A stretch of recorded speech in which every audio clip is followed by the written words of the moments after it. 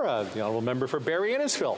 Thank you, Mr. Speaker. And I kind of chuckled when the honourable member talked about 8 years ago when he mentioned that those middle-class Canadians or those aspiring to be, it's funny how after 8 years, middle-class Canadians now are just trying to stay in the middle class as a result of all of the policies of this government with the affordability and the inflation crisis caused by overspending and the debt that has been accumulated.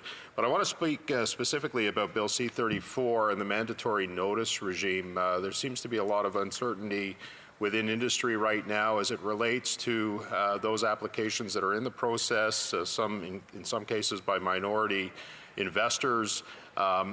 The definition of the mandatory notice regime and specifically what categories of investment will fall into that seems to be a little bit of uncertainty. So I'm wondering if the honourable member can tell us what that would be. The honourable parliamentary secretary. You know, Mr. Speaker, there are some interim conditions that can be placed on investments.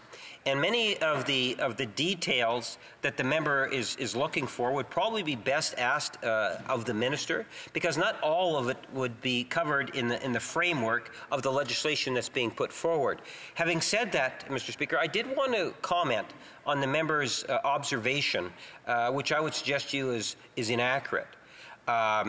We have, from the very beginning, been there to support Canada's middle class and those aspiring to be a part of the middle class. And if you compare Canada's record to any of the G20 countries, virtually any, you might find one or two, possibly, and I'm thinking in particular the U.S.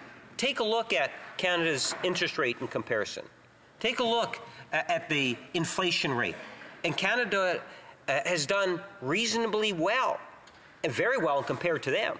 But it doesn't mean that we shouldn't be taking actions to continue to support the middle class.